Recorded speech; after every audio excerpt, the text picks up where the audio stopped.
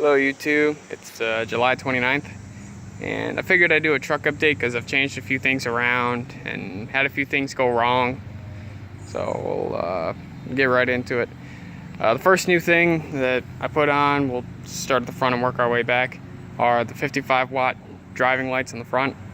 I put these on because a couple months ago, when it was still winter and still very snowy, I got stuck in a snowstorm in Oswego County and I couldn't see with my headlights on, but if I turned my headlights off, I could see. So I figured I would see better with the yellow light, and I actually tried it that same time. I just turned my parking lights on and it did so much better than with the headlights. And from what I've also read up on, yellow on snow is better than white on snow. So we did that. And they're wired directly to the battery. They're not wired directly to the battery, but they're wired to a fuse block, which is wired directly to the battery. So they are fused correctly. Moving along, we had to get new tires because the old ones wore down. Also on the list of electrical things that were changed out, the dash light in the front is now wired into the switch box. I have it set on the fourth switch on the end, which is the rotating light switch right here. For those that have watched videos before, you guys will know that it used to be the pattern switch for the 9622 strobe bar. They used to switch it between Comet Flash and Action Flash. Comet Flash being just quad flash all the way across, and Action Flash being the quad flash / single flash combination. That actually was killing strobe tubes in the bar, and I still have to replace at least 2 of them because they were just blowing out. So that was actually very detrimental. So we don't do that anymore. It's just straight quad flash. So that's where that is, and then the fog lights are right here. Also changes for the radios. The XTL 5000 VHF is still the same, but the UHF has the W7 control head on it again, which is what it came with. Before, when everything was originally installed in this truck, it was supposed to be with the W7, but the W7 wouldn't work correctly with how I had it wired, and I just didn't want to go through and rewire everything, basically, because it's just still a tangle of wires and crap. So I just put the W4 on, and that worked. That worked well enough. I mean, it turned on with the truck, it shut off with the truck, and I didn't really have to screw around with pushing the button to get it to turn on, which I'm okay with. But the problem was the display was garbage. It was extremely dim, and you couldn't even see it in daylight. Like right now, the XTL 5000, the VHF one, you can't really see it that well because the sun's shining directly on it. But even if the sun was directly on, or even if the sun wasn't directly on it, it'd be fine. And with the UHF W4, it was horrid. So I rewired it correctly and put the W7 on, and now it comes on with the truck like it's supposed to. It's not supposed to do the thing like that, but it's actually a solid display. I don't know why it's doing the strobe thing on the screen. Yeah, it's a little better. Then you can see the W9 working correctly. And the CB is still the same. The light controls are still the same, minus the extra switch on the end. That's just drilled right into the faceplate. That dinging is really annoying. I still need to find out where that thing is and remove it. Moving along, the CB antenna has been changed slightly. Before it just had the regular stud, which I still have right here on a different antenna. It just had this stud on it, and it was the 49-inch whip. But I decided to be a little adventurous and put a 66-inch whip that I got off a Wilson 1000 and a Motorola Spring that I got off a Alpha 88 antenna, low band antenna. And that actually worked pretty well. I got some decent years on it, ran some skip a couple times. But the problem with that was the the 66-inch whip put too much strain on the spring, and between that and typical New York weather, the wire inside the spring corroded off of its connection, so it rendered the spring useless.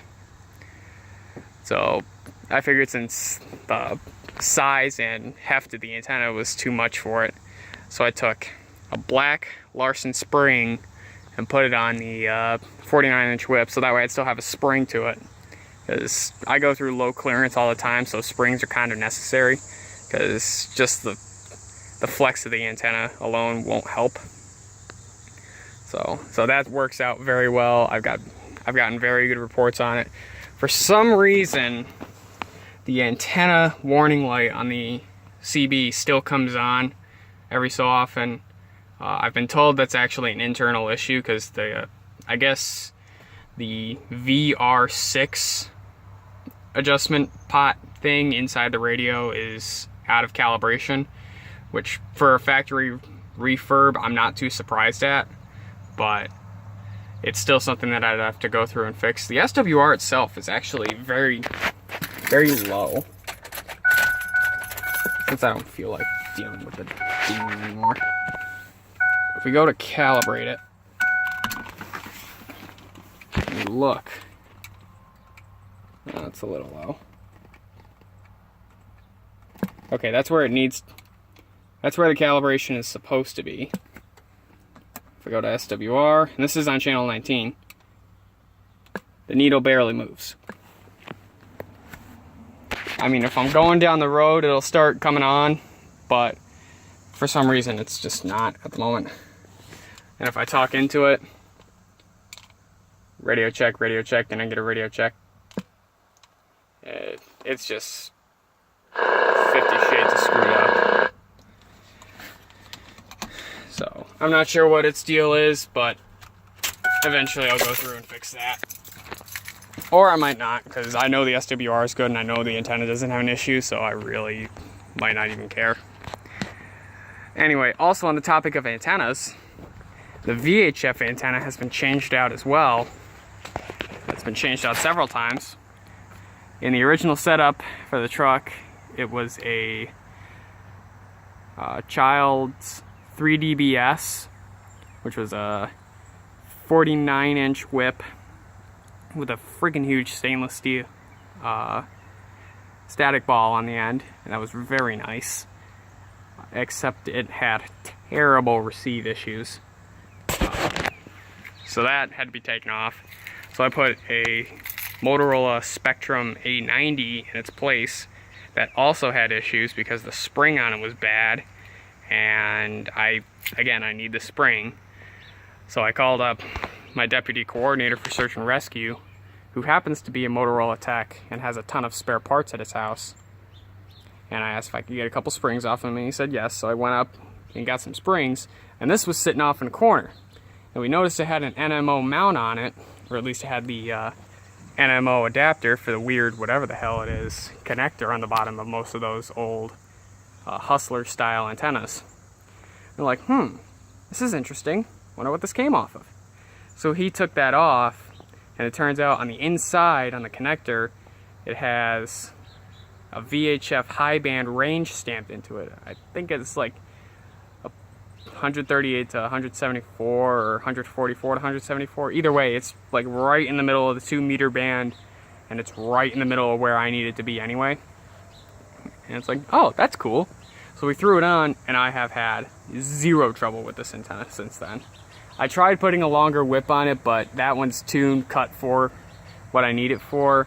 And when I put on the other one, it started having issues. So I took that off, put this one back on. So now this is exactly how I got this antenna, and it works freaking amazing. So I don't have a part number, sorry, but if you see this kind of antenna, always look on the inside. It'll be not where the silver part is, but take it off, and underneath where this is on the, I think it's like brass or copper connector, whatever that metal connector is, it'll have the VHF range stamped in, or it'll have the frequency range stamped into it usually, so you'll be able to tell what it is. And then the UHF in the middle is still the same. It's still another Childs 3DBS. I haven't had too many issues with that one, so I'm just gonna leave it alone because I don't use the ham band on it too much. But anyway, that's all the real changes that have happened to this truck. I need not originally, but some of the updated plans I have now are some side rail toolboxes. You can see where there were mounting holes for them for 48-inch boxes. I'm going to try and get a pair of those and put them on here again, because the Cobalt toolbox is a little too full for my liking.